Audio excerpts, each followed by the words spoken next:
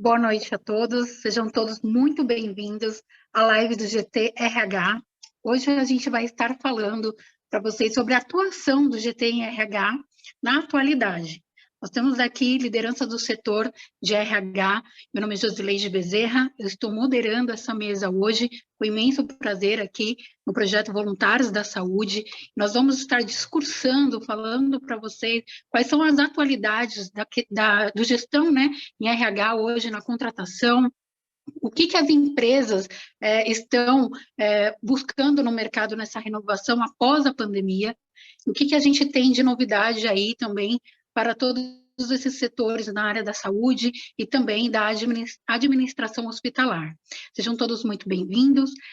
Eu inicio aqui com a Terezinha Covas. Terezinha, seja muito bem-vinda. Gostaria que a senhora iniciasse aí se apresentando para a gente, falando um pouquinho da sua expertise, o que tem feito, né, durante a sua gestão na administração com gestão de pessoas. Boa noite a todos, muito obrigada pela oportunidade de estar aqui com vocês nesse bate-papo, vai ser muito proveitoso. Terezinha Covas, eu sou administradora hospitalar, tenho uma empresa de consultoria na área de gestão em saúde, especificamente na parte de apoio, hotelaria hospitalar, e nós estamos, assim, fazendo uma revisão de processos, tendo em vista toda essa situação que ocorreu nesses 2 anos, praticamente.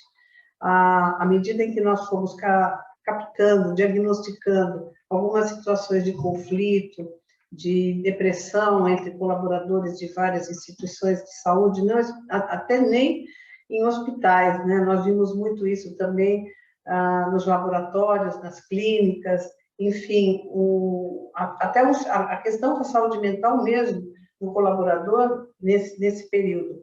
Então, é um momento em que nós temos que repensar todos os processos, analisar as competências das instituições.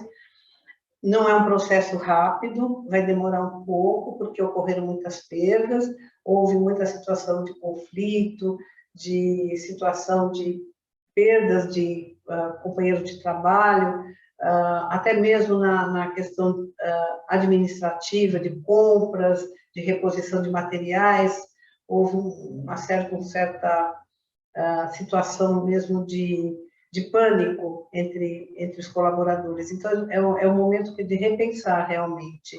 Nós não tínhamos planos de contingência, essa gestão de riscos, ela tem que realmente ser instalada em todas as instituições, até nós estamos avaliando ultimamente as ILPIs, as instituições de longa permanência, que tiveram também muitos problemas com gestão, então é realmente uma retomada de consciência.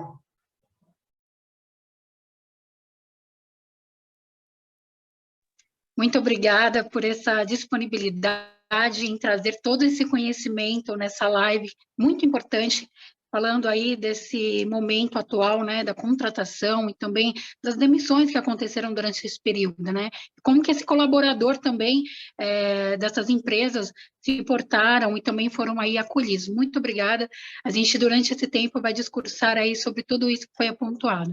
Muito obrigada, dona Terezinha. E Tana Torres, seja muito bem-vinda. Obrigada, Jo, obrigada pelo convite, obrigada aos meus colegas que estão aqui comigo hoje, aos convidados que toparam e aceitaram este convite de estar aqui hoje para receber algumas cutucadas. Nosso propósito, a nossa intenção hoje aqui é cutucar, trazer algumas reflexões. Será que o que a gente vai falar aqui hoje é atual mesmo? Será que o que a gente vai falar hoje já não deveria ter acontecido? O que é que realmente você está sentindo falta, realmente, assim, no seu RH, na sua gestão com as pessoas e para as pessoas? Então, eu sou Itana, eu falo de Salvador, Bahia, e eu sou sócia e fundadora da Inspirar Consultoria, que também realiza mentoria e educação corporativa. Muito obrigada, Itana, seja muito bem-vinda a este meio, né, trazendo toda a sua expertise aí para a gente, para a gente poder aí também ter um olhar diferenciado, né? O que nós estamos fazendo com a nossa saúde mental e com as ações dos colaboradores e das instituições durante esse período. Ana Cláudia Mandolese, seja muito bem-vinda, muito obrigada por estar aqui com a gente. Pode se apresentar. Muito boa tarde a todos, um prazer realmente estar aqui fazendo parte desse grupo que busca realmente, aí, através da Associação Voluntários da Saúde, colocar sementinhas aí realmente para mudar esse sistema, né, cada vez mais aí tão necessário. Agradeço o convite, a confiança de estar aqui fazendo parte desse grupo. Eu sou Ana Cláudia, sou psicóloga de formação, entrei para o mundo de RH, gestão de pessoas, já tem um tempinho, foi lá em 2002, e especificamente na área de saúde, de onde eu não saí mais, o bichinho me mordeu e aqui devo ficar. Entrei em 2011. Hoje eu atuo também como avaliadora de processos de acreditação pela metodologia ONA e tenho consultoria agora focada em gestão de pessoas, experiência do paciente, cuidado sentado na pessoa. E por todo esse Brasilzão aí que eu percorro, né, no mundo da acreditação, eu vejo o quanto faz diferença, né, quando essa instituição de saúde alinha muito bem os seus processos, a busca realmente da sua qualidade, segurança do paciente, mas que olha para a qualidade da pessoa, o cuidado com a pessoa, o seu profissional de saúde, todo esse alinhamento aí tão necessário entre performance e, por que não dizer, o propósito, né? Por que esse profissional de saúde está onde está, na sua linha de frente, enfrentando aí tantos desafios, a pandemia, o maior desafio de todos, mas não foi o último e nem o primeiro. Então, o quanto olhamos aí realmente para esse cuidado tão importante com essas pessoas. Então, espero contribuir nesse sentido, com esse olhar, com essa visão, e vamos juntos aí trocar as nossas experiências, e todos são muito bem-vindos, os participantes, a acrescentarem aí dúvidas, perguntas, sugestões, colocações. Vamos em frente. Ana, muito obrigada por a sua disposição em estar com a gente, trazendo esse olhar, né, da acreditação dentro dos hospitais. A gente fala muito disso, né, sobre trazer esse respaldo da acreditação nos hospitais, porém a gente também precisa olhar agora a parte mais humanística, né, a gente precisa olhar a necessidade real dos colaboradores, né, porque é bom ter, né, ali uma acreditação, mas e como que está esse colaborador internamente, né, o que está sendo feito por ele dentro dessas unidades de saúde? Então, a gente vai discursar também um pouco sobre isso, e vai trazer também essa novidade de um olhar mais humanizado, né? A gente vai trazer aí essa questão da necessidade real entre o que a empresa precisa e que o colaborador pode trazer para somar. Obrigado pela sua disposição. Bom, Marco Ornelas, seja muito bem-vindo, muito obrigada por toda a sua disposição em estar com a gente, de participar desse processo, dessa construção dessa live tão importante, que eu tenho certeza que vai fazer uma grande diferença aí para o setor. Seja muito bem-vindo. Legal. Obrigado, Jô. Obrigado a todos. Um prazer. Acho que vai ser uma mesa bem gostosa. A gente já fez uma prévia e foi muito legal. Bom, eu sou Marco Ornelas, sou psicólogo, consultor, faço muito trabalho de coaching, e recentemente, não tão recente, pelo menos há 5 anos atrás, eu publiquei meu primeiro livro e comecei a entrar na carreira de escritor também. Tenho gostado muito de registrar um pouco desses aprendizados e deixar um pouco caminhos, né, indicações e sensibilização das pessoas, né? Publiquei 3 livros, o primeiro mais voltado para RH, o segundo falando um pouco dessa desordem organizacional, e foi interessante, porque eu escrevi antes da pandemia, foi publicado na pandemia, e eu acho que ele está super atual hoje, né? Assim, eu não sou futurista, mas de alguma forma eu me inspirei no movimento que a gente estava vivendo. E agora, recentemente, a gente publicou um coletivo, né? A gente fala um pouco de que organizações são essas do futuro, né? Então, já tocamos aqui no ponto de que organizações são essas conscientes, né? Assim, consciência consciente no sentido de vida, de presente, de troca com o ambiente, que se adapta, né? Porque as nossas organizações, de modo geral, elas foram construídas muito com olhar para dentro. A regra era mais ou menos assim: eu fabrico esses carros, você compra porque só esses que eu fabrico, né?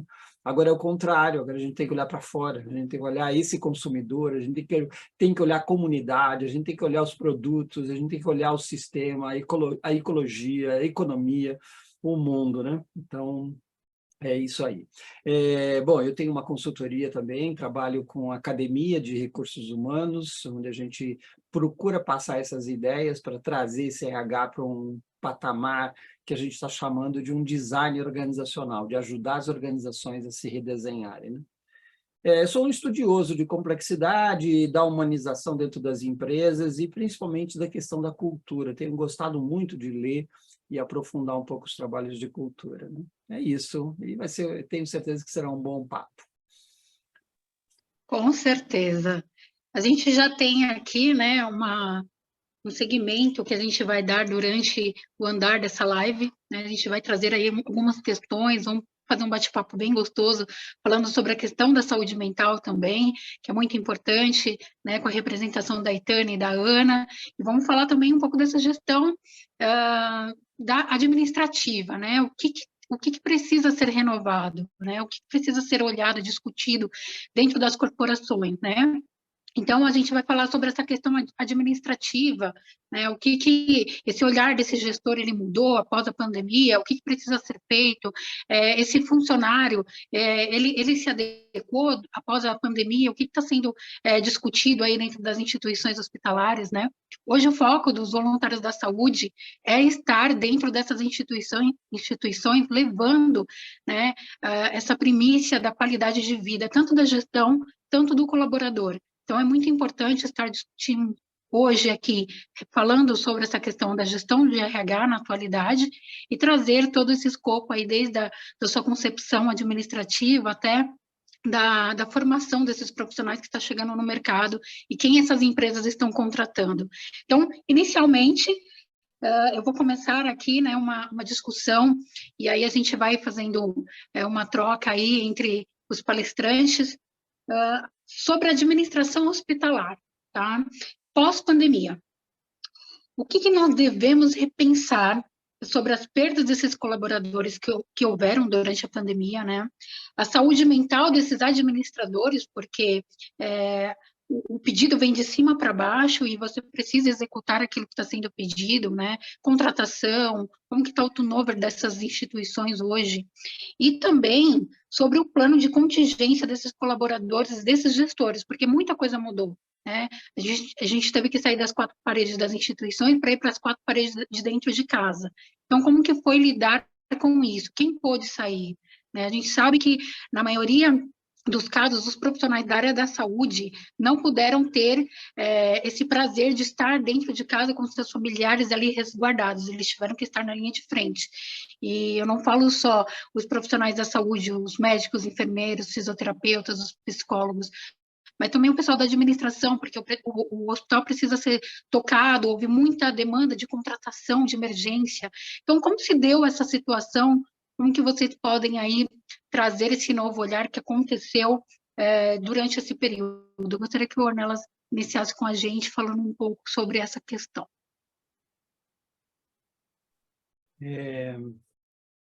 Jô, o meu olhar não é só para dentro da saúde, né? Eu olho um pouco todas as organizações, um pouco a humanidade, toda a sociedade, enfim, né? Eu costumo dizer que a pandemia ela foi um movimento improvável, né? Improvável. Um movimento que a gente, em alguns momentos, chama atenção, assim, é um cisne negro, né? Assim, único. E que acelera, eu acho que assim, a primeira coisa que ele faz uma parada, né? Objetivamente a gente parou, a gente precisou o mundo parar. Porque, não sei se vocês se recordam, a gente veio fazendo isso da China, né? Do Oriente para o Ocidente, a gente veio fazendo lockdown. A gente foi colocando todas as pessoas dentro de casa, a gente viu cenas que a gente nunca imaginava, né? Eu moro a uma quadra da Avenida Paulista, que eu diria nunca para, né? Assim, a madrugada passa carro, pouco, mas passa, e eu me deparei com uma situação assim, que não passava carro. É quase assim, gente, o que está acontecendo? Que mundo é esse? Então, no primeiro momento, a gente tem uma parada para refletir, uma parada para pensar, uma parada para tirar as coisas do lugar e reconectar, né? A segunda questão que eu acho que acontece, ela acelera novos hábitos, né? Coisas que a gente vinha pensando em fazer e a gente acelerou, né? Por exemplo, o e-commerce ele não era tão forte assim, as pessoas ainda tinham uma certa resistência de comprar as coisas pela internet, né? Você deve ter visto isso. E aí a pandemia não tem outro jeito, eu tenho que acelerar. Empresas de delivery cresceram enormemente, né? A gente nunca viu tanto motoboy andando pela rua e entregando coisas. Passou a pandemia, a gente continua fazendo e se utilizando desses recursos e dessa solução. Ela trouxe uma nova dinâmica para o trabalho, porque a gente precisou ser produtivo dentro de casa. E as organizações precisaram ter que lidar com essa questão, né? Eu não tenho mais o colaborador do lado, né? O supervisor, que eu fico imaginando, né, de supervisão, que tinha ali ao lado, né, ele ficava sentado normalmente num lugar, estrategicamente posicionado para olhar todos os seus colaboradores, quem levantava, quem saía, quem fazia o quê, né?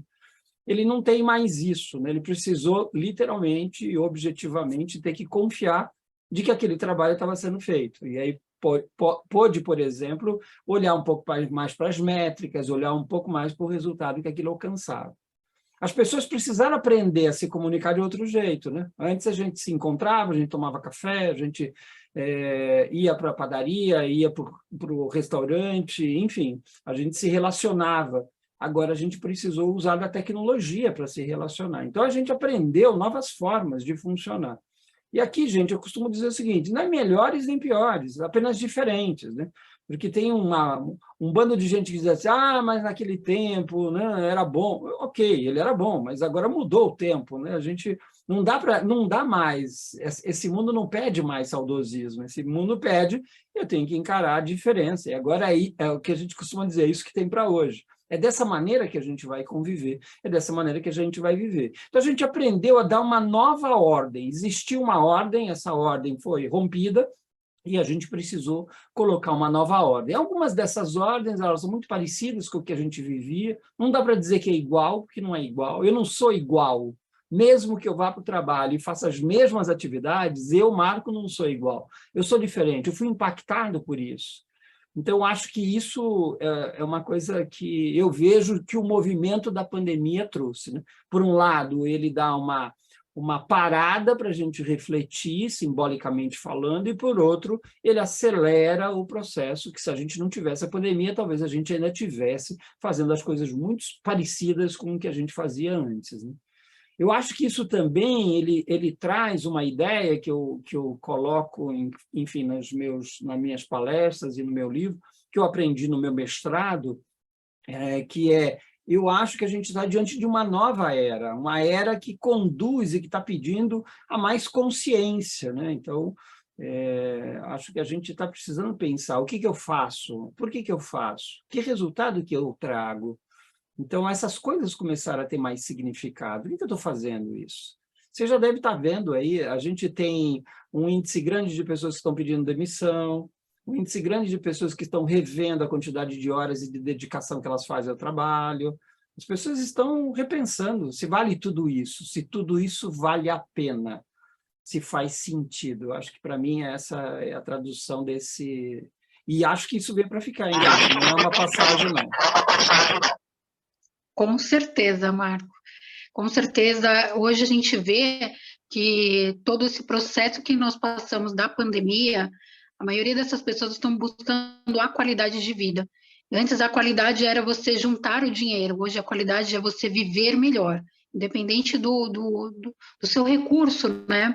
Então elas estão buscando realmente a qualidade da saúde mental, de conviver mais tempo com a família, e isso tem trazido um impacto muito grande. E essa questão também, a gente vai adentrar falando um pouquinho do home office, ela mostra isso, né? Que você pode fazer o que você fazia dentro de uma empresa e você faz em casa, junto com sua família, então é melhor fazer, né, na sua casa, ali no seu ambiente, né? Porque você consegue ali também estar junto, trazendo ali a qualidade de vida também para os seus familiares. Nesse contraponto, eu gostaria que a Ana falasse um pouquinho para a gente como que ficou a saúde mental desses gestores durante esse tempo. O Marco pontuou muito bem, falando sobre essa qualidade de olhar, o impacto que a gente teve durante essa pandemia nas gestões. né? Como que foi lidar, esse supervisor também se cuidar mentalmente, ter uma saúde mental equilibrada, porque a cobrança ela veio, você ter que recontratar e contratar assim grande massa e de urgência, né, profissionais da área da saúde principalmente, foi assim muito grande em vários hospitais, em vários estados do nosso país. Então, o que você me diz hoje sobre essa qualidade de vida na saúde mental desses profissionais? Vamos lá. Acho que seguindo essa linha de raciocínio do Ornelas, eu acho que primeiro ponto, né? A gente saiu da nossa zona de conforto, em primeiro lugar, né? Aquele nosso estado de segurança, de sei onde estou, para onde eu vou, como será meu dia de amanhã, minha rotina. Então, de repente, tudo acontece. Que cadê o dia de amanhã, né? Que planos que você faz, né? Ah, eu estou planejando minhas férias. Que férias no meio da pandemia, né? Então, a gente saiu daquela certeza que a gente tinha, né? Da previsão teórica, né? Do planejamento, o planejamento estratégico que seja, né, que o líder estava seguindo uma rota, e com certeza o planejamento estratégico estipulado lá em 2019 saiu completamente do rumo e do trilho normal em 2020, em 2021, e esse líder, né, ficou em que situação? Foi trabalhar no home office. E quem disse que o home office também é sempre só tranquilo, né? Como é que você lida com o barulho do cachorro, o barulho da rua, o filho que não podia ir para a escola? Como é que você concilia, né? Equilibra aí todos esses pratos da sua administração? Até então você era líder só da sua equipe. Agora você está liderando quantas outras intercorrências e variáveis aí fora do seu controle. Então, com certeza, esse líder minimamente saiu da sua zona de conforto e precisou se reorganizar internamente para poder organizar externamente, né? O direcionamento que ele passaria dali em diante para a equipe, para as novas metas, ou não temos mais metas, a meta agora é sobreviver, é se reestruturar, né, em meio ao caos. E quando a gente imagina que tudo está sob controle, a pandemia está saindo, está passando, vem a guerra internacional. Mas o que eu tenho a ver com isso? Essa guerra está do outro lado do mundo. Gente, eu estou percorrendo aí todos esses hospitais aí, fazendo acreditação, eu vejo que insumo está faltando, e sim, por impacto da guerra lá do outro lado do mundo. E como é que a gente está realinhando tudo isso, né? Então, esse líder minimamente precisou se reorganizar em meio a tantas variáveis, tantas crises, e minimamente ele precisou se adaptar, né? Ter essa competência que talvez antes não fosse tão exigida, que é como lidar com a crise, como se adaptar em meio a tantas mudanças, não necessariamente planejadas, né? Com que resiliência eu enfrento tudo isso? E se ele não está bem internamente, como que ele vai conseguir conduzir e proporcionar que o seu time também fique bem, né? E mentalmente, emocionalmente, se nós não estamos bem, a nossa produção também não atinge a mesma performance, a mesma produtividade. Se eu não me sinto seguro psicologicamente, como que eu vou propiciar no ambiente de saúde a segurança do paciente, né?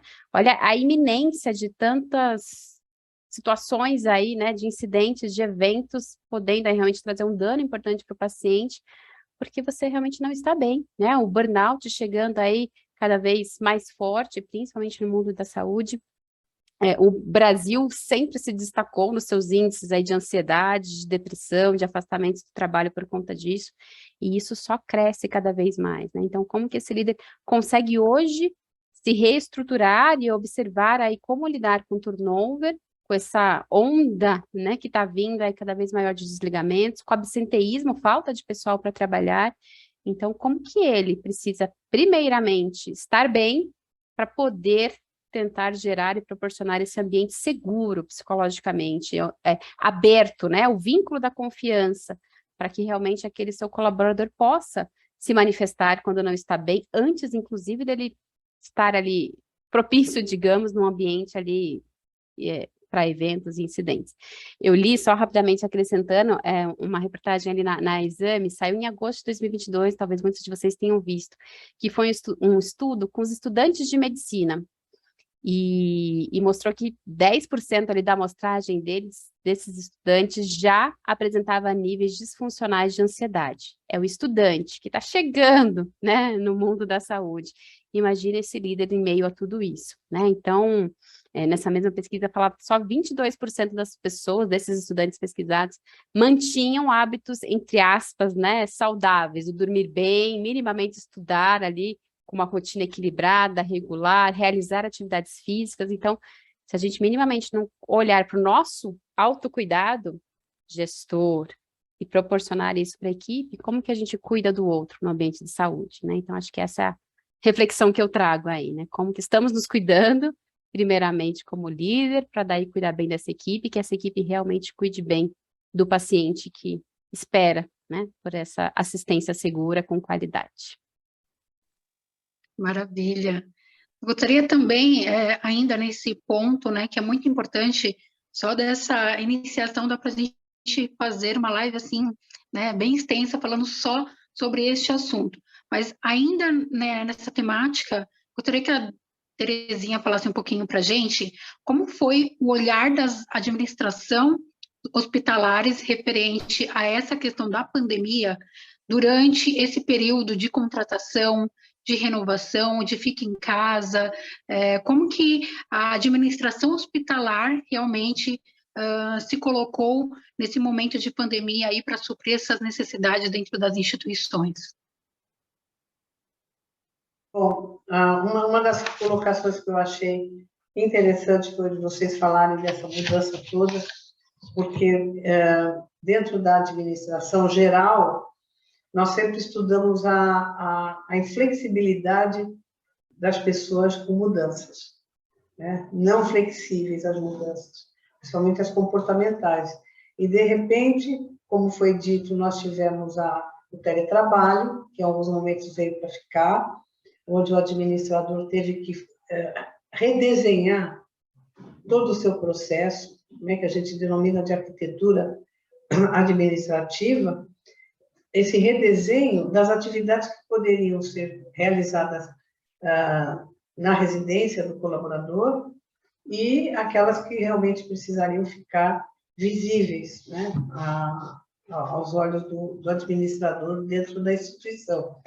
Tivemos a telemedicina, que ela veio e foi muito bem recebida pelos pacientes, inclusive com resolução já do Conselho Federal de Medicina, né, normalizando isso.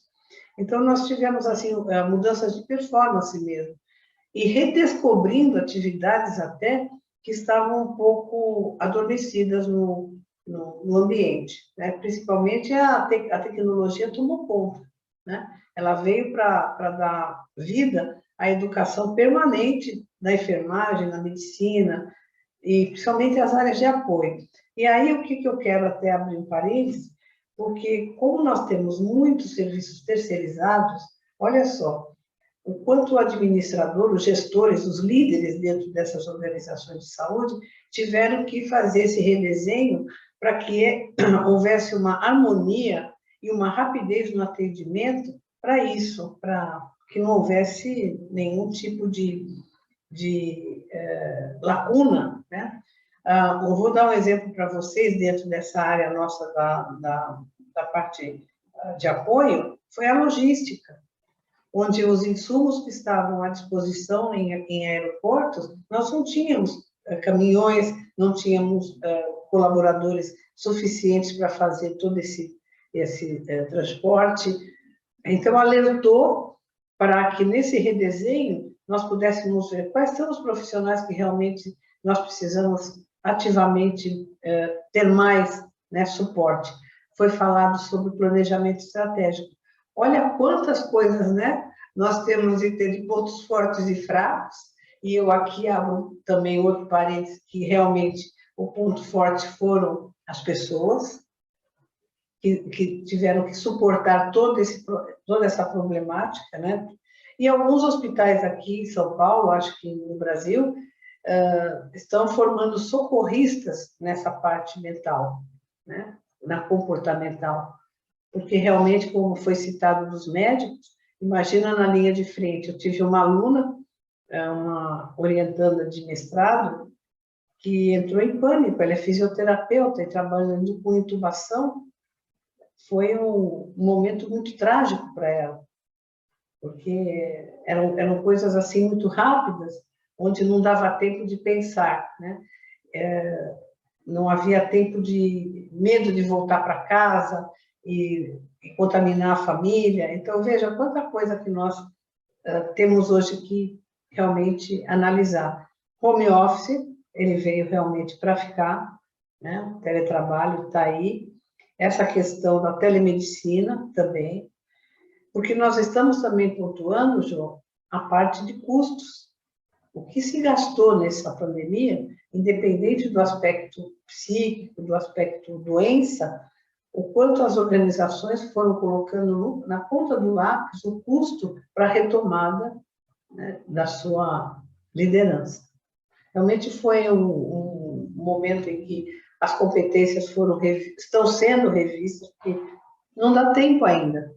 É muito... De repente, nós tivemos outros tipos de vírus aí, né? E os leitos começaram também a ficar novamente preenchidos, e com poucos funcionários, tendo que fazer outro recrutamento. Então, realmente é um momento de repensar, tá? E outra coisa, as compras online. Tá? Muito bom. Fazendo aí todo esse aparato, né? A gente aqui tem também a Aitana, ela é enfermeira, e eu gostaria que a Aitana falasse um pouco dessa questão da saúde mental, desses profissionais da área da enfermagem, né? Como houve tanta contratação e, ao mesmo tempo, após a baixa da pandemia, houve uma demissão em massa desses profissionais que foram contratados emergencialmente. Então, quando a gente fala desse tipo de postura também, né, do contrata, do manda embora, agora não precisa mais, como que fica também a saúde mental desse profissional, né? Porque no momento que se precisou, ele esteve ali. No momento que deu uma baixa durante a pandemia, mandaram a maioria dessas contratações emergenciais sem se recolocar esses profissionais de novo no mercado. Como que fica a saúde mental dele, né? A gente viu aí que a gente teve um aparato falando um pouco da enfermagem em si, que é o maior quantitativo da área da saúde, de corpo de profissionais atuando hoje, né? Atuação do nosso Conselho Federal de Enfermagem, o COFEN, em favor dessa categoria, né, falando sobre a saúde mental, colocando enfermagem solidária para atender esses profissionais no Brasil todo, né? Gostaria que você discursasse um pouco para a gente qual foi esse olhar, esse impacto na saúde mental desses colaboradores da saúde, principalmente aqueles que estavam na linha de frente ali, cuidando 24 horas dos pacientes, que foi a enfermagem. Bom, eu penso que já existia, antes da pandemia, já existia um estigma e um estereótipo da enfermagem, acho que da saúde em geral, como heróis. E a pandemia subiu o elevador desse heroísmo. Junto com esse elevador do heroísmo, subiu também a autocobrança dos próprios profissionais, também a cobrança externa. Quem aqui não queria o seu familiar vivo? Quem aqui não queria o seu familiar, o seu amigo reabilitado? Foi muita expectativa colocada no colo dessas pessoas que já não tinham tanto preparo antes da pandemia.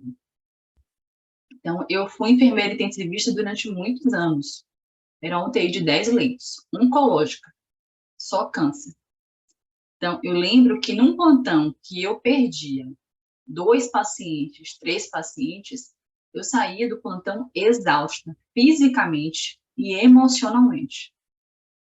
Aí você espelha esse cenário num cenário de pandemia, em que você perdia 10 pacientes no mesmo plantão.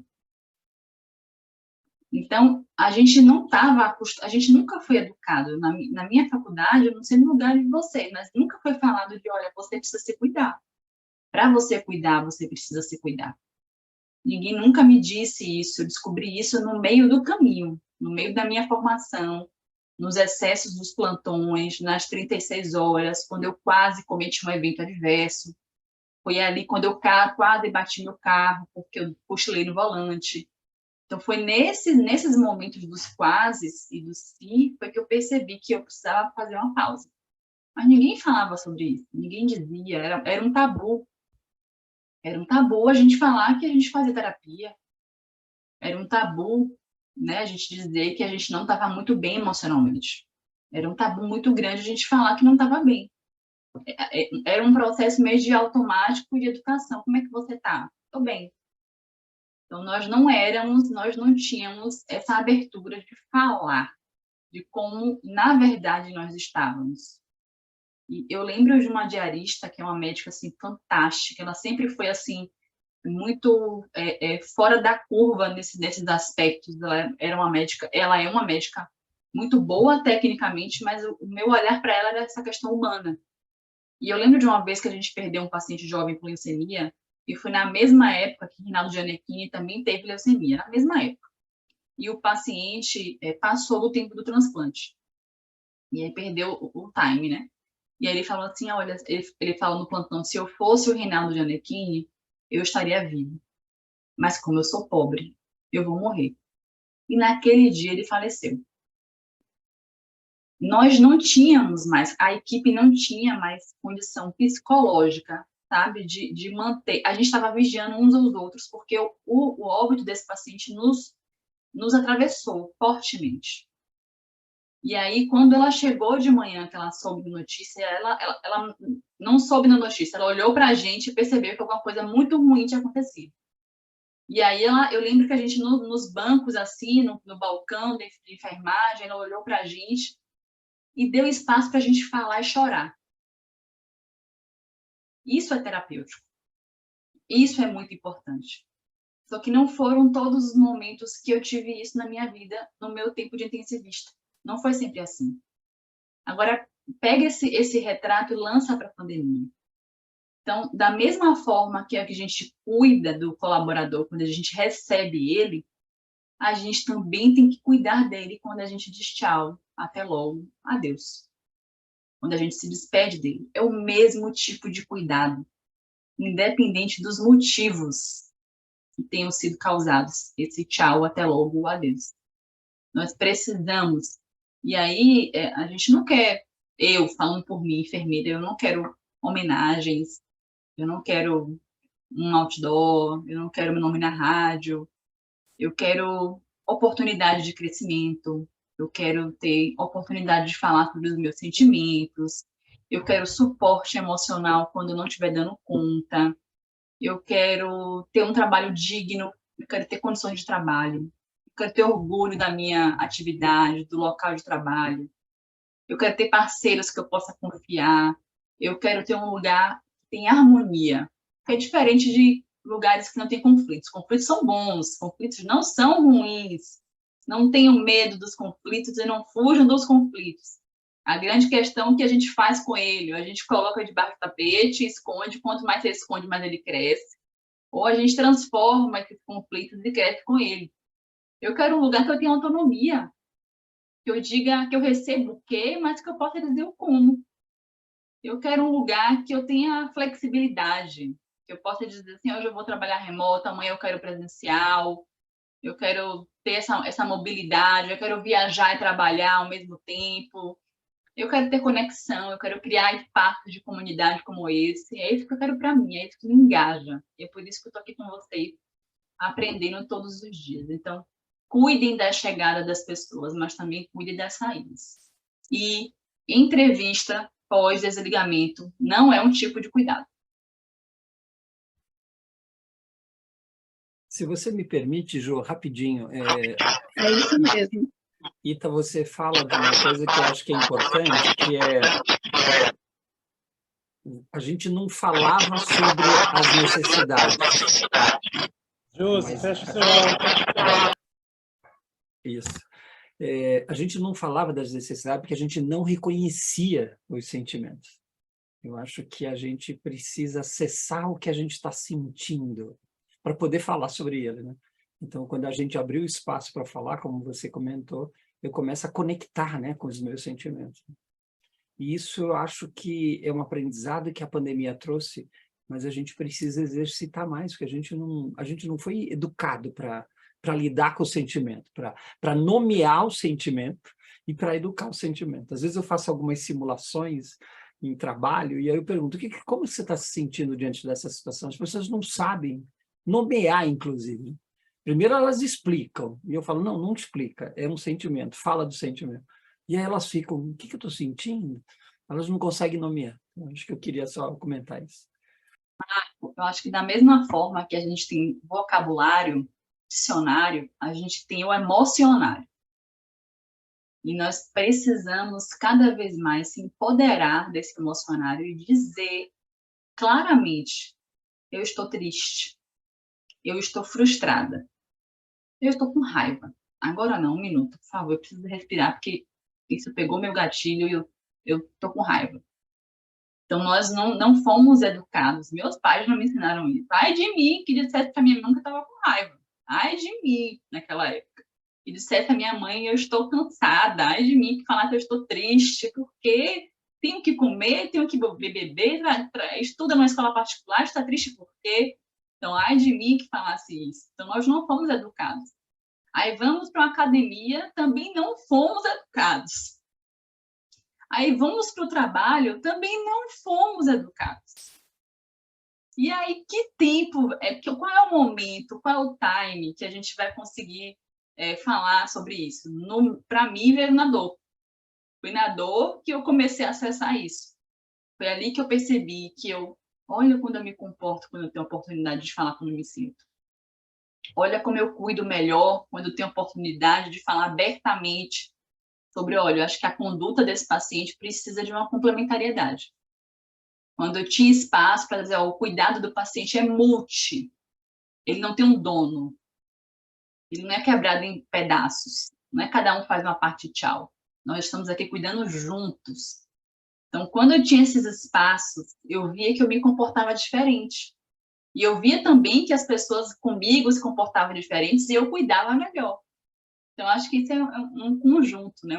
Um efeito dominó, assim.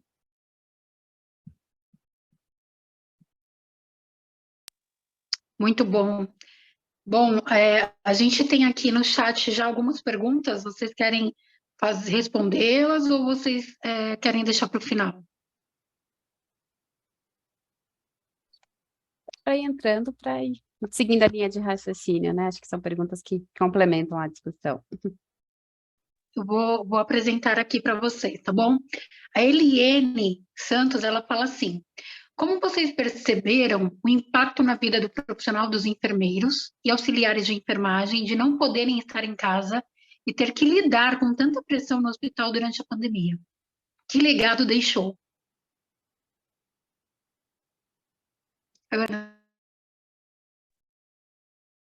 Acho que eu vou começar e os colegas complementam, mas acho que o grande legado para a gente parar e pensar em cima de tudo isso que a gente está conversando somos todos vulneráveis, né? E o que a gente tem feito e olhado para a nossa própria vulnerabilidade. Não é só o paciente que é frágil, que precisa de assistência, mas a equipe assistencial também para poder prestar a boa assistência, né? Então,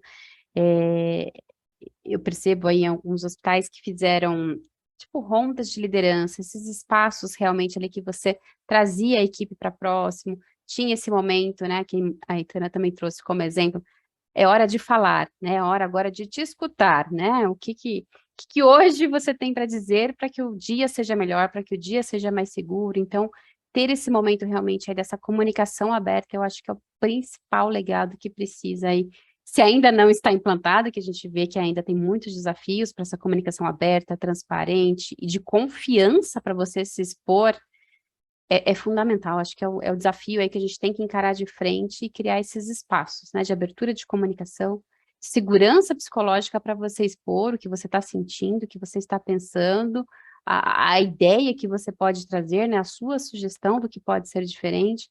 Então, se não tiver realmente esse espaço de escuta proporcionado por essa liderança, e que, por sua vez, esse líder consiga encontrar um canal acima também, para ir trazendo aí todo esse desdobramento, eu acho que dificilmente a gente consegue, né? Senão fica um legado que, tipo, era só na pandemia, mas se não for sustentado, a gente só tende a regredir realmente, né? E as coisas ficam ainda mais inseguras. Então, espaço para comunicação, espaço, né, promover cultura de segurança psicológica, eu acho que é o legado que precisa, se não já implantado, mas é aquilo que a gente precisa direcionar para a gestão da mudança e conduzir isso realmente para as instituições. Acho que é isso que a mensagem que eu quero deixar.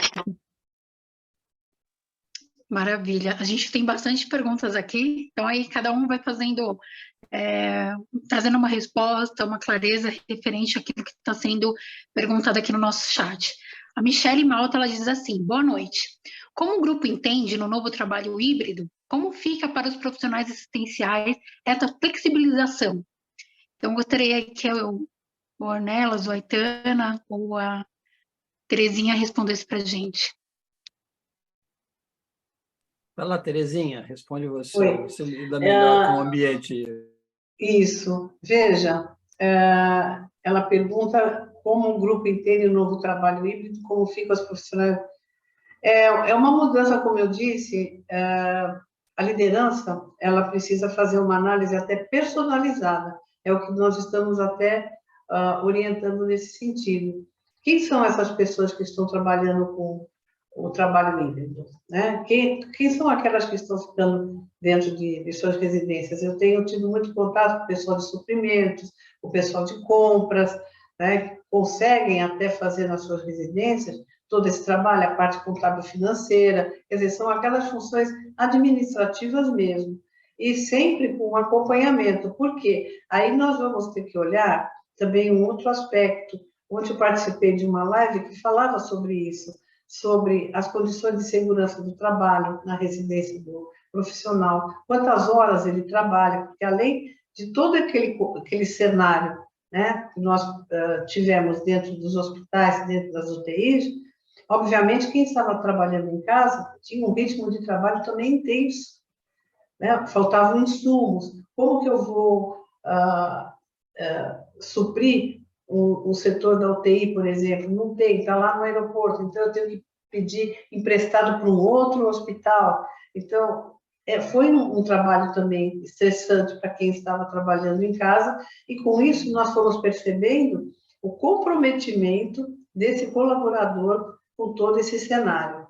E, com isso, a revisão do setor de gestão de pessoas está conseguindo enxergar as mudanças dentro dos treinamentos, das capacitações, né, da educação permanente, nem é continuada, ela vai ser permanente, no sentido de sempre levantar esses pontos fracos para poder mudar. E esse pessoal que trabalhou hibridamente trouxe também sugestões, está trazendo sugestões de como melhorar esse serviço. Muitas horas sentado, a questão até da ergonomia. Então, nós estamos tendo que repensar toda essa mudança dentro das organizações, não só hospitalares, os laboratórios, as clínicas. Quem pôde trabalhar em casa viu que houve uma mudança. Claro que muitos se descobriram na família, com os filhos, nos momentos familiares que estavam um pouco distanciados, mas a questão mental, ela precisou também de apoio. Ele não estava isolado na casa dele, trabalhando. Ele também tinha a retaguarda da organização, dando-lhe suporte, mas a cobrança foi muito grande. Né? Como eu disse, o setor de compras, a logística, tudo isso foi um complicador, mas que hoje nós temos que analisar os nossos POPs, os nossos protocolos, verificar realmente o que precisa ser mudado, outras coisas que vieram para ficar, como está sendo discutido, e com isso nós vemos até aquele colaborador realmente comprometido ou não com todo esse processo de mudança. É muito singelo o processo com eles. Veja, quando eu citei terceirizados, nós tínhamos as limpadoras, o fornecimento da roupa, a manutenção. Veja, a manutenção ela teve que ser constante, né? Equipamentos que estavam sendo utilizados assim de forma mais do que 24 horas, e nós precisaríamos de toda aquela infraestrutura de apoio. Então, muitos líderes trabalharam em casa, redesenhando todo o processo, e outros ficavam na linha de frente, no hospital de campanha, que foi outra coisa traumatizante para muitos deles, né? Então, vinha de ônibus, vinha de metrô, então, todo o suporte psíquico, né, de saúde mental, a empresa também hoje aprendeu que necessita, né? Não é somente executar tarefas, existe todo um contexto de equilíbrio, né, para ele poder manter. E o quanto foi importante Aqueles que foram realmente recuperados nas UTIs, a importância desse trabalhador na recuperação desse paciente. É emocionante as falas deles em relação a isso. Como a Aitana falou, do enfermeiro, o auxiliar de limpeza, o da nutrição, aquele que realmente fornece todos os insumos, né, para a área de apoio, eles têm momentos assim de declarações maravilhosos, muito humanistas, sabe, muito de acolhimento mesmo. Quando sabia daquele paciente que ele passava ali, limpava, não estava mais ali. A mesma coisa, então, de uma forma muito singela, eles fazem o depoimento deles, né? Porque o meu contato é muito para o pessoal de apoio. Então, eu vejo as declarações deles de uma forma, assim, muito de mudança, até no olhar da sua comunidade, dos seus filhos, né? Da sua família, do seio familiar e também dos amigos. Eles têm relatos, assim, importantíssimos para a gente repensar toda essa organização, tá? Terezinha, você me fez lembrar uma história de um agente de higienização, e a gente fez uma prática uma vez chamada investigação apreciativa. Você tinha que caçar histórias positivas no hospital e de ambientes que você não tinha nenhum tipo de contato, você não tem usualmente contato. Então, enfermagem, com a equipe de manutenção preventiva, enfim, a gente foi rodar. Nessas histórias, apareceu uma história de um agente de higienização que entregava a própria a mão mesmo, vários textos bíblicos. Ele entregava escrito à mão, no papelzinho lá, que ele mesmo rasgava, papel ofício, ele entregava para cada acompanhante, para cada paciente durante a pandemia. E aí, o que a gente se deu conta, além do próprio ato, é que ninguém sabia disso. A gente passou a pandemia inteira sem saber disso. Ele passou a pandemia inteira sem ser reconhecido sobre isso. E a gente descobriu no dia que a gente fez essa prática. Assim como descobrimos várias outras. Então, o quanto realmente nós estamos nos conectando uns com os outros. O quanto realmente nós estamos conversando sobre assuntos que não seja evento adverso, plano de ação, custo, desperdício, turnover. Em volta de que está o nosso diálogo? Em volta de que estão os nossos discursos? Sobre o que a gente tem conversado? Como é que eu trabalho com uma pessoa há 1 ano e eu não sei que ela tem 2 filhos? Como é que eu trabalho com uma pessoa há 2 anos e eu não sei que ela está passando por um processo de uma doença grave? Como é que eu não sei? Eu sei quando eu recebo o atestado médico. Então, é isso que a Ana Cláudia está falando, né? Como estão esses espaços de segurança psicológica que está atrelado diretamente à segurança do paciente. Não existe segurança do paciente sem segurança psicológica, porque a notificação vai nascer se alguém falar. E se ninguém falar, a notificação não vai surgir. Então, essas questões são muito importantes, porque o papel das áreas de apoio foram imprescindíveis. Acho que eles deram o suporte, muitas vezes, emocional, para a equipe da linha de frente.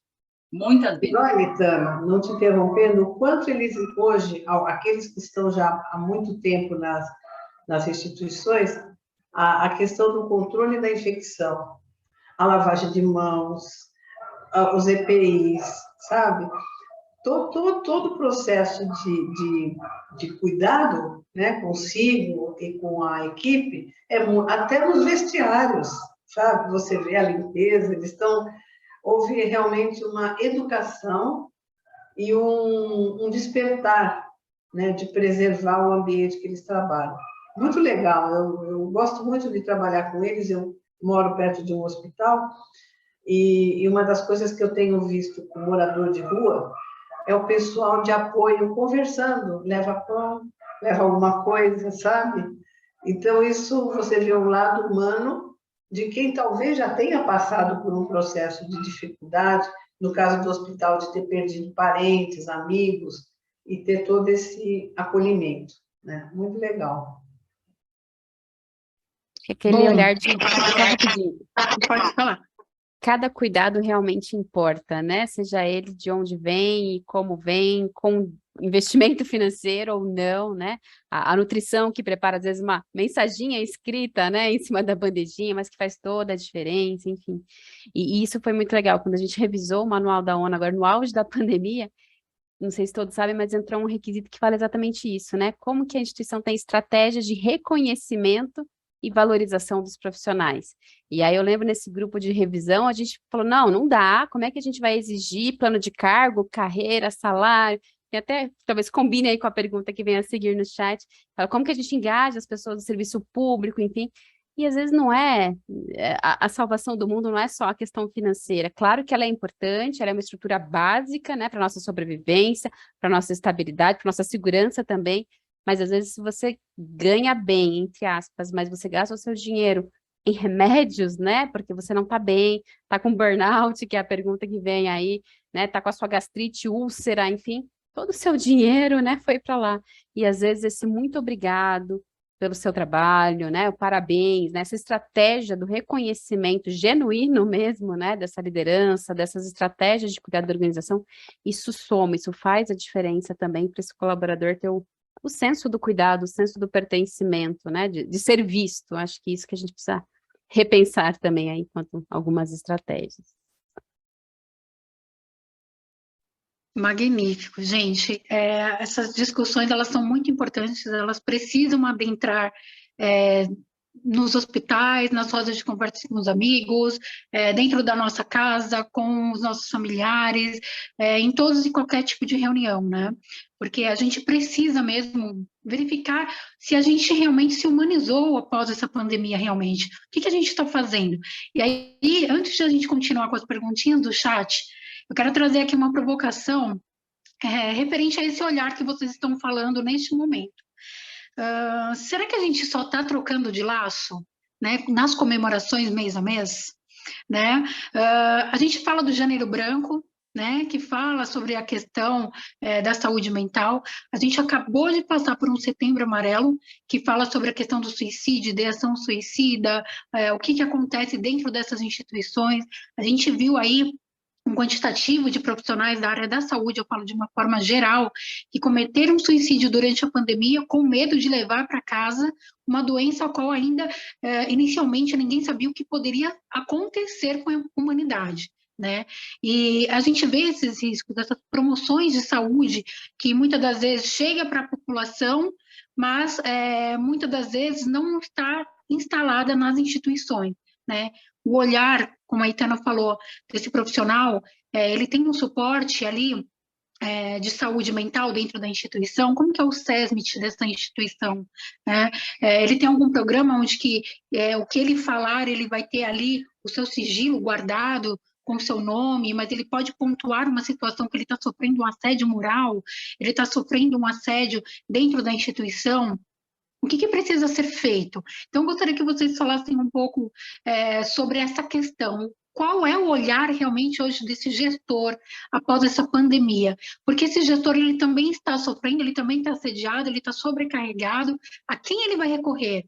Quais são os parâmetros ali que ele pode fazer para que essa situação reverta em favor dele e também do seu quantitativo? Porque muitas pessoas pedem para serem desligadas devido a esse tipo de situações dentro das instituições. É igual a Ana comentou agora. Às vezes você ganha ali um X salário que é muito bom, né, que é acima do mercado, mas a sua saúde mental ela está indo por água abaixo, né, devido a infinitas questões que acontecem aí neste meio. Então, será que a gente só está trocando laço ou efetivamente a gente está cuidando de quem cuida realmente? Se você me permite, eu diria que a gente avança, eu não tenho dúvida disso. Não sei se a gente avança tanto quanto precisaria, mas a gente avança sim. Eu acho que tem um pedaço dessa campanha que ela é a rotina, ela é o ritual, né? E o ritual eu celebro, vejo, participo, muitas vezes não necessariamente com consciência eu faço, eu só repito, né? Mas eu sinto que no meio desse movimento a gente tem resgate de coisas bem interessantes, né? Eu vi muitas organizações cuidando, as áreas de recursos humanos, que é por onde eu entro muito, com um olhar um pouco mais sobre as pessoas. Eu vi muito gestor, e aqui eu posso dizer líderes mesmo, que quando abriam as suas reuniões online no Zoom, a primeira pergunta que eles faziam é: e aí, como é que vocês estão? Como é que você está? Então, eu vi um cuidado maior, sim. Eu acho que por uma questão de fragilidade, né, a gente acabou se conectando, né? Inclusive, eu acho que tem um pouco a ver com essa coisa do burnout, né, que é até uma pergunta, né? É o novo vestido, é o velho vestido de novo? Sim, de certa forma porque o que é o burnout? É o estresse prolongado, né? E a gente viveu um estresse prolongado, ele não foi só um pico e foi embora, né? É um estresse prolongado, ele gerou um cansaço, ele gerou uma exaustão.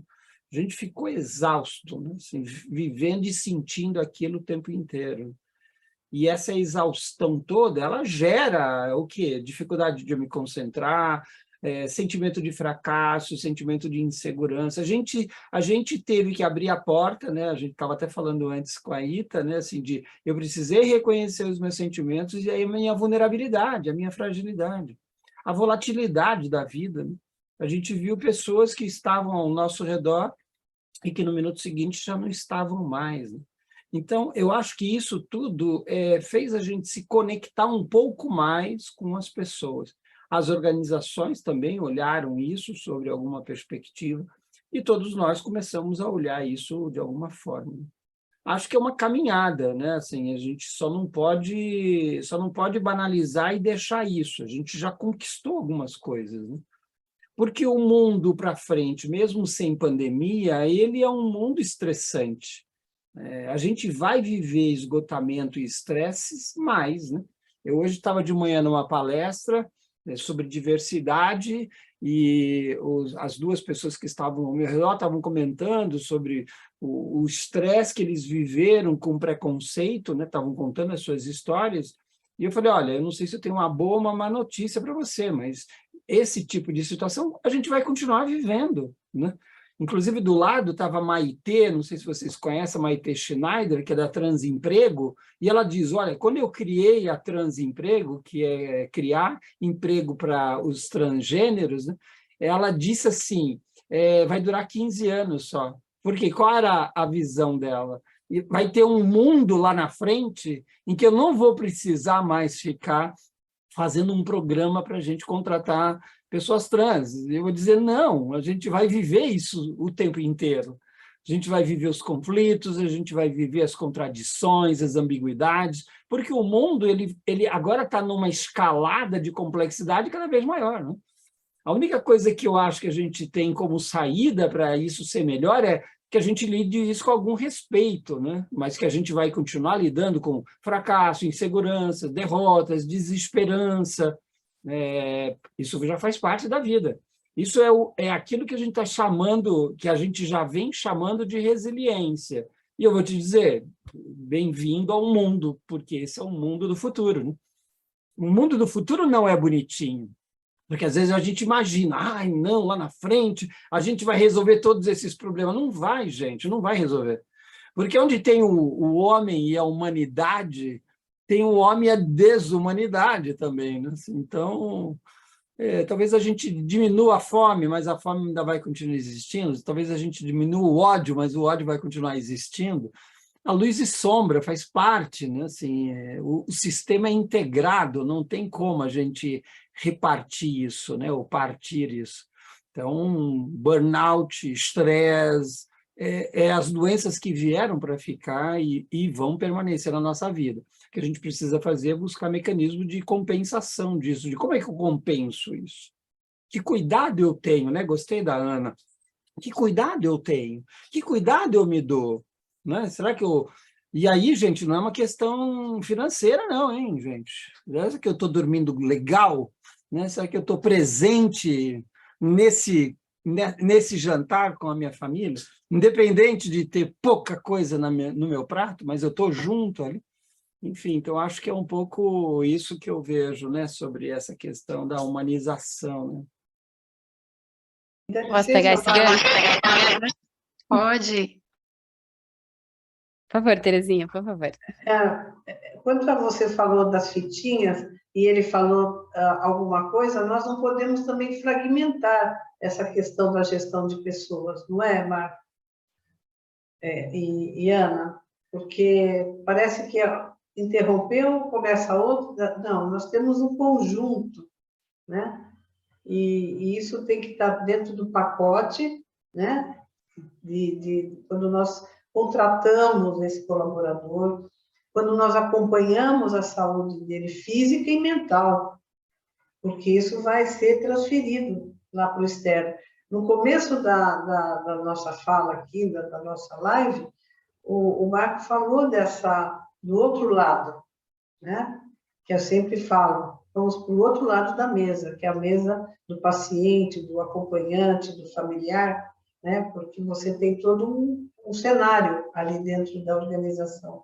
Então, essa fragmentação dos lacinhos que a Ju colocou, eu sempre pensei nisso, né? Aí tira o cor-de-rosa, põe o amarelo, tira o amarelo, põe o azul, né? Então, fica uma coisa, parece que mecanizada.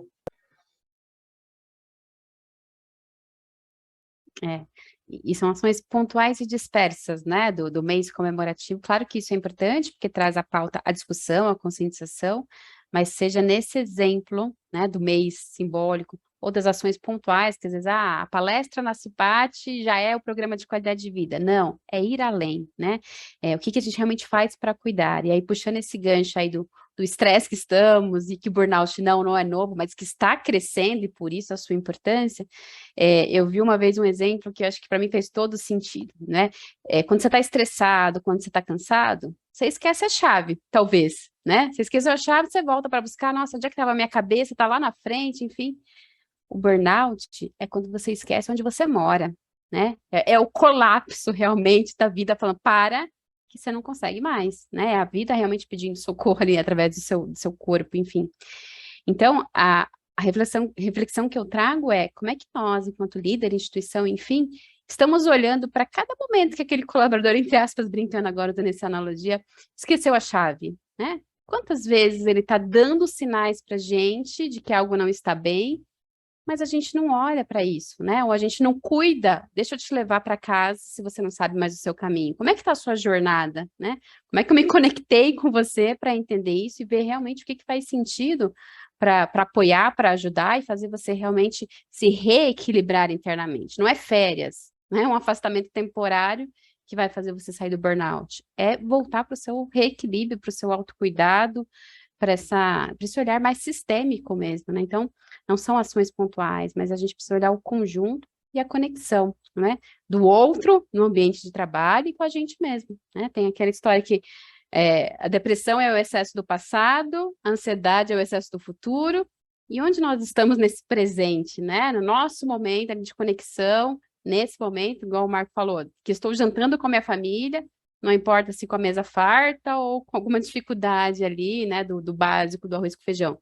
Mas eu estou aqui, eu estou conectado, né, e isso me alimenta realmente enquanto o meu momento presente, né. Então, é para a gente pensar aí nessas conexões aí, quer fazer uma ação, quer ter um investimento na campanha, na conscientização, mas e depois disso, né? Como é que você se conecta realmente com o tema e quem está envolvido aí com essa necessidade de cuidado? Acho que essa é a provocação que eu faço.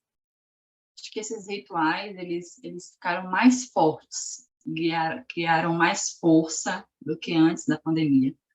Eles estão mais fortes. Porém, se a gente não se atentar, isso vai virar mecânico. E aí a pessoa que está com o laço amarelo, que era o rosa, vai acabar tomando bronca porque não trocou a cor do laço. E aí, né, você está com a cor do laço errada, virou outubro, é rosa. E você lá no amarelo ainda. E aí, quem pensa que investimento em programas de bem-estar e felicidade no trabalho custa caro, que não entende muito bem o que é, de fato, um programa de bem-estar e felicidade no trabalho. Então, não vai adiantar, no mês de outubro, por exemplo, vamos trazer os filhos dos colaboradores para poder conhecer onde eu trabalho. Oi, mãe. Oi, meu filho. Olha, é aqui que eu sofro. bem-vindo. Esse é o meu local de sofrimento. Prazer, esse é meu líder tóxico. Esse aqui é o meu ambiente de trabalho que eu estou sofrendo, e aqui ali é o meu outro colega tóxico também. Não vai adiantar, não vai adiantar. Porque eu costumo dizer o seguinte, eu tenho 2 pais. Eu tenho um pai antes de se aposentar e eu tenho um pai depois que ele se aposentou. E o trabalho do meu pai era bancário. Fazia essas mesmas ações. Eu ganhava brinquedo no dia das crianças, eu ia lá, passava o dia com ele. Mas meu pai vivia altamente estressado, esquecendo as coisas. Meu pai perdia muita carteira, perdia muita chave de casa. Eu nunca entendia isso. E essa pressão e esse medo de perder o emprego porque era o sustento da família. E eu não entendia isso. Então, não adianta você levar o filho para conhecer o trabalho, se quando você pede uma dispensa para levar o seu filho na consulta, você recebe não. Marque no dia da sua folga. Marque no fim do dia, no início do dia ou no final de semana. Então, essas são as questões que a gente precisa, talvez, assim, acordar, porque não é só um cumprimento de um calendário. O ritual é muito importante, mas precisa vir acompanhado da intenção. E ficar atento a alguns aspectos, por exemplo, né, que eu recebi esses dias, da época do Halloween. E aí, muitas pessoas hoje, né, em relação à diversidade, muitas pessoas não se sentem confortáveis com o Halloween. E aí o colaborador chegou na empresa, recebeu o chapéu, a pessoa pintou ela disse, não, mas eu não fico confortável de comemorar o Halloween. Não, mas não pode, o chefe pediu que todo mundo comemorasse aqui o Halloween. Mas e aí? Quem não se sente confortável em relação a isso? As pessoas estão... A gente mediu o nível de estresse da equipe, está lá em cima, as pessoas não estão conseguindo entregar no prazo, estão verbalizando que estão estressadas. Não, mas vem Setembro Amarelo aí, a gente vai fazer ação. Vai vir o Marco fazer uma palestra de 1h30 sobre saúde mental, e aí a gente vai conseguir atuar nesse tema. Mas a gente está em maio ainda. Vai esperar setembro para a gente começar a agir? Vai esperar o Marco numa palestra de 1h30, ele ainda vai ser super cobrado. Marco, traz a caixa de ferramentas para prevenção do burnout. Traz sua caixa, Marco, abre aqui, porque a gente vai precisar de você nessa 1h30. E depois o Marco vai embora e o problema vai permanecer lá. Então, se a gente for realmente botar na ponta do lápis, como a Terezinha falou, e colocar isso aí, realmente, quanto custa as fitas, as palestras pontuais, falando especificamente daquele tema, quanto custa e quanto você tem de retorno em relação a isso. Quanto custa quando você coloca na balança, como é que isso fica, né? Então, o que é melhor? Agir na prevenção ou você agir somente ali no calendário e tchau? E ano que vem, de novo, a gente fala sobre isso. E em contrapartida do custo, quanto custa o seu absenteísmo, né? A sua alta rotatividade em turnover, o afastamento do trabalho, a não entrega, né, também, os custos envolvidos. Verdade. Tudo isso que vocês trazem é a realidade, né, do que a gente enfrenta hoje nas grandes corporações. Então, não é realmente só trocar a cor do laço, mas você saber e entender na individualidade o que esse funcionário, esse colaborador está precisando, está passando, né? É você ouvir e ali ter medidas eficientes de fazer com que o que ele está apresentando está realmente fazendo diferença na vida desse funcionário, desse colaborador, enfim. Hoje a gente vê essa questão do contrata, do manda embora, se você falta, o porquê que esse profissional está faltando, esse profissional é um problema. Se ele apresenta um atestado de psiquiatria, ele já é remanejado para um setor a qual ele não tem habilidade, mas a empresa não quer tratar a situação, ela quer esconder esse colaborador. Então, aí eu coloco ele lá naquele setor fechado, para ninguém ver, ninguém saber, e toco com a vida. E como que continua esse tratamento? Como que continua esse funcionário, esse colaborador dentro da minha instituição? Será que é só esse, ou eu tenho mais que estão camuflados e não querem falar porque sabe que vai sofrer esse tipo de sanção? Ele vai sair de um setor a qual ele já está habituado, porque ele está com questões psicológicas e ele precisa de ajuda, né? Então, quem é esse meu colaborador? né? Qual é a necessidade dele? O que ele está me mostrando que eu preciso melhorar dentro da minha instituição? Aonde que eu, como gestor, estou falhando? Eu preciso saber da necessidade dele. Então, quando ele me traz demandas de que está acontecendo alguma coisa, que ele está me pontuando que há assédio moral ali dentro daquela instituição, por X ou Y funcionário, né? Que aí vem daquela questão do assédio hierárquico, né? De cima para baixo e daqueles que estão ali dentro da mesma roda de colaboração. Então, o que eu preciso fazer? Eu preciso, sim, ter esse tipo de medidas de política pública institucional, né? Eu preciso colocar ali uma equipe de psicólogos e enfermeiros em saúde mental para lidar com essa situação, porque você colocando, você vai estar lidando de enfermagem para enfermagem, então o apontamento da necessidade é maior. Esse colaborador ele vai conseguir externar realmente o que ele está passando, porque hoje os apontamentos são, eu não procuro a psicóloga da instituição, porque se ela pontuar para o RH que eu estou com alguma questão, eles vão me mandar embora. Eu vou ser uma carta marcada. Então, qual é o real sentido que, após essa pandemia, essas instituições se colocaram, né? Para trazer esse apoio efetivo, realmente trazer essa demanda, que a Aitana disse brilhantemente. Como que eu posso trazer no Dia das Crianças do meu filho na instituição que também me adoece? O que ele vai ver ali dentro daquela instituição? Né? Como que eu posso colocar ali no Dia da Família a foto da minha família, sendo que quando eu vou para casa eu desconto aquela situação que eu não pude externar dentro do meu local de trabalho na minha família? Então, trazer esses tipos de alertas importante e trazer também esse novo olhar. A gente fala muito sobre essa questão, e aí eu pergunto para o Ornelas, né? A gente passou por uma pandemia, e esse olhar humanizado, né, de olhar realmente essa necessidade, de entender que sim, não é frescura uma síndrome de burnout, não é frescura ter depressão, não é frescura o profissional pedir uma licença psicológica ali quando ele passa para o psiquiatra. Como que é esse olhar humanizado dessa gestão hoje, né, diante de tudo isso que a gente aprendeu na pandemia e que ainda estamos passando? Jô, eu acho que, eu até, de certa forma, comentei um pouquinho antes, eu acho que a gente está avançando, não tenho dúvida disso. Eu vejo gestores e organizações já olhando isso com um pouco mais de carinho. Ainda existe uma crença... Teu som está aberto. O meu, né? Desculpa. Não tem problema. Eu acho que ainda existe uma crença dessa vulnerabilidade, né? De que a gente tem que ser forte, de que a gente tem que ser robusto, de que a gente tem que aguentar tudo isso com força, né? Assim, e não pode reclamar, né? É um pouco o que a Ita falava lá, não tem espaço para chorar, não tem espaço para mimimi, não tem espaço para isso. Isso ainda é vigente, né? A gente ainda trata essas questões dessa maneira, mas eu sinto de uma maneira muito positiva de que a gente está avançando nesse aspecto, porque as próprias lideranças se depararam com a sua vulnerabilidade, com a sua fragilidade, né? Mas eu acho que isso é um programa que precisa ser criado, a gente precisa colocar isso de uma maneira um pouco mais forte, a gente precisa ser mais contundente, para que a gente faça uma mudança um pouco mais rápida, né? Acho que a mudança rápida ela pressupõe um pouco de disrupção, um pouco de pressão, né?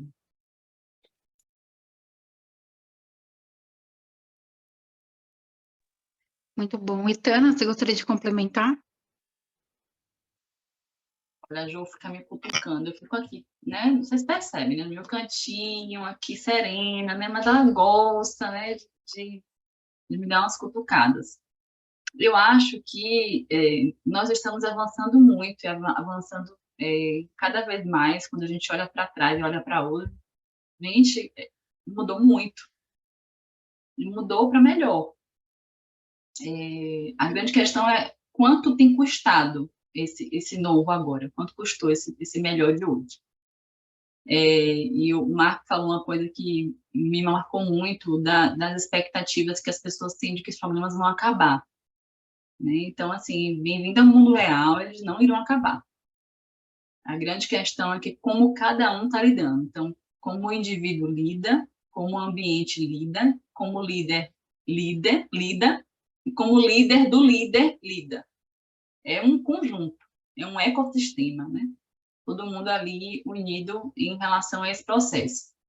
Eu acho que da mesma forma que a gente fortaleceu muito os rituais, eu acho que a gente pode também, há oportunidade para que a gente possa fortalecer ações robustas, de que realmente tragam o resultado que todo mundo deseja. Quem não quer um planejamento estratégico com 90%, 80% das suas metas alcançadas? Eu quero. Quem não quer lucro? O lucro não é errado, não é? Outro tabu que existe nas empresas é a empresa falar sobre lucro, sobre dinheiro. Então, eu acho que a gente ir desmistificando essas coisas e aí trazendo para o nosso repertório, trazendo para o nosso vocabulário, trazendo para o nosso dia a dia. Aí, de novo, entra o que a Ana falou, que é a da segurança psicológica, que vem de novo a transparência em relação a isso. Vem a questão do desenvolvimento, né? Ninguém desenvolve ninguém. A pessoa se sensibiliza e topa o convite para se desenvolver. Mas eu não tenho o poder de desenvolver a Ana. Talvez a gente também sair desses modelos formais de treinamento, de sala de aula, que agora é Zoom, né? Todo mundo no Zoom, tem que ficar aqui. Eu não peço mais abrir a câmera. Eu desisti, não peço mais. E aí fica o convite para que as pessoas também se sintam à vontade de estar naquele espaço. Né? E você vai para um encontro online, aí tem lá a empresa, manda 10 vezes, gente, link de presença, gente, link de presença. 10 vezes manda o aviso do link de presença. Então, o que é mais importante? É controlar a presença ou estar presente? O que é mais importante? Em relação a você estar no treinamento, você pediu para o seu liderado ir para o treinamento, ele sabe que está no treinamento e você envia para ele demandas para ele resolver durante o treinamento e pede para ele assinar a lista. Então, são incoerências que a gente não vai resolver todas de uma vez, mas eu acho que eu faria assim o OKR das incoerências, sabe? Não tem o OKR, a metodologia ágil, eu faria, vamos trabalhar esse primeiro trimestre com essa incoerência, nesse segundo trimestre com essa, e fazer o OKR das incoerências, para que a gente possa tratar e fazer a revolução do pouquinho. Cada mês a gente trata um pouquinho. Eu acho que esse próprio espaço já comunica muita coisa. A própria Associação dos Voluntários da Saúde já comunica que nós estamos nesse movimento de sensibilização, de fazer diferente, de ter um olhar para múltiplos stakeholders. Todo mundo importa, gente. Todo mundo importa nesse processo. A gente não pode vacilar, cometer o vacilo de esquecer de alguém, de um stakeholder, a sociedade, o ambiente, o colaborador. Então, acho que a gente pode ter uma oportunidade, ter uma margem para a gente implementar ações mais robustas. Muito bem. Fazendo ainda um gancho sobre essa temática, gostaria que a Terezinha Covas falasse um pouco para a gente. Quando a gente tem esse tipo de posicionamento dentro dessas instituições, tem também um impacto de curto, porque você demite, você contrata um profissional que pede para ser desligado, aí você precisa abrir de novo um período de contratação, e ali você gera custo.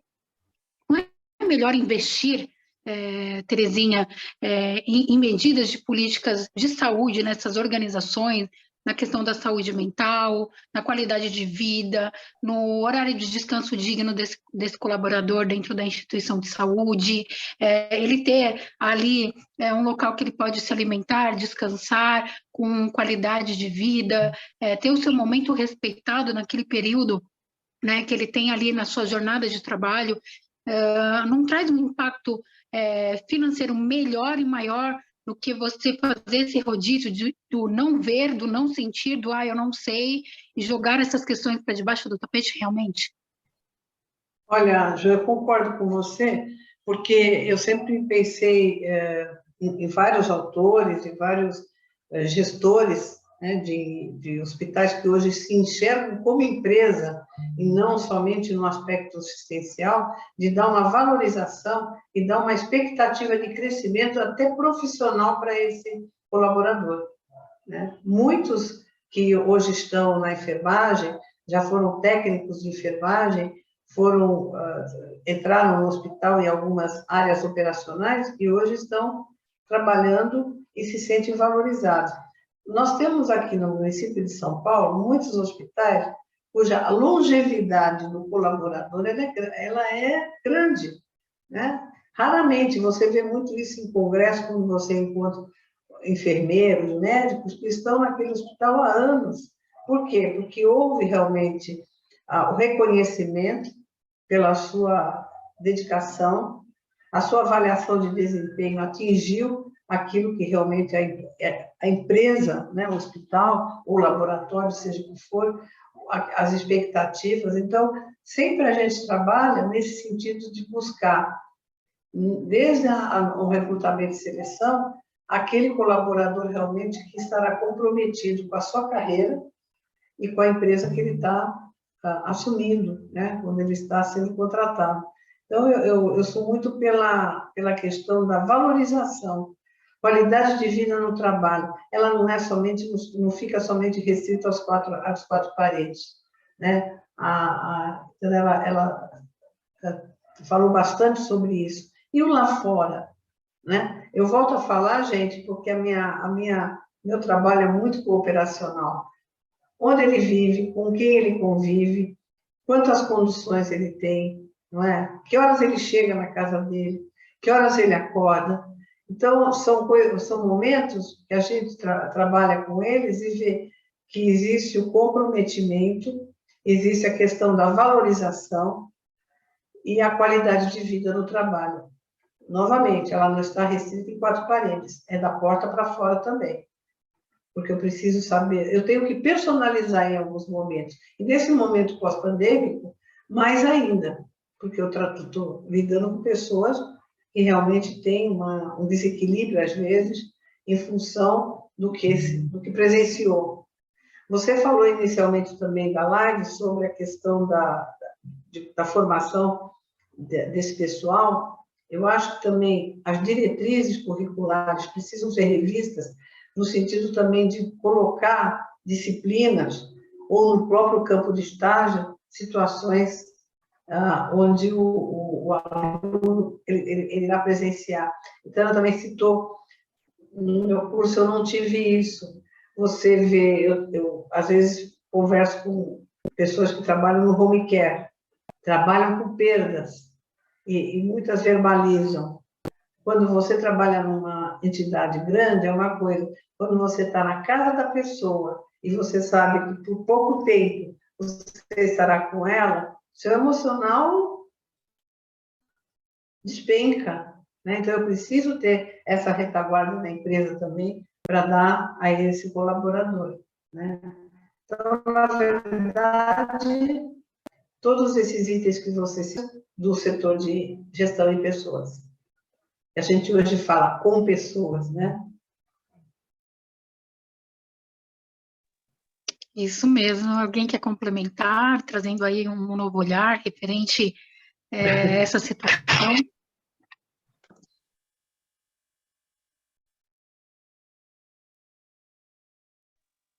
Não? Então, Ana? Não, eu ia falar, acho que todos assinamos embaixo a base falada pela Terezinha. Maravilha. Bom, a gente conseguiu aí, nesse período, trazer esse novo olhar, instigar realmente, né, essa nova visão de administração públicas hospitalares através dos voluntários da saúde, nessa mesa que a gente teve aí grandes especialistas desse setor, né, de RH, administração hospitalares, psicólogos, enfermeiros, né, qual é a necessidade, real necessidade do setor neste momento? O que a gente precisa ajustar, o que precisa ser melhorado, né? Até que ponto a gente precisa chegar para que nós também vamos escrever uma nova história daqui para frente, né? Na área da saúde, para os profissionais da saúde, quem está liderando, né, hoje, essa questão da saúde, da saúde mental, da saúde administrativa, o que a gente precisa ver? Então, a gente trouxe aí uma pincelada do que realmente a gente tem visto, ouvido e qual tem sido a necessidade desses colaboradores. Então, desde já, eu quero agradecer imensamente a oportunidade, através do Voluntários de Saúde, de ceder esse espaço, junto com a ANAP, em trazer aí para a gente essas discussões sadias do que a gente precisa realmente trazer para essa sociedade, o que a gente precisa pensar juntos, construir juntos, né, e dar encaminhamento a essas necessidades, né. Agradeço imensamente ao Marcelo. Ornelas, muito obrigada por sua disposição, Itana, Ana Cláudia, Terezinha Covas, tenho certeza que quem puder assistir, né, após o encerramento, vai ter aí grandes explicações do que realmente precisa ser feito e o que a gente precisa mudar nesse olhar referente às novas administrações públicas na saúde.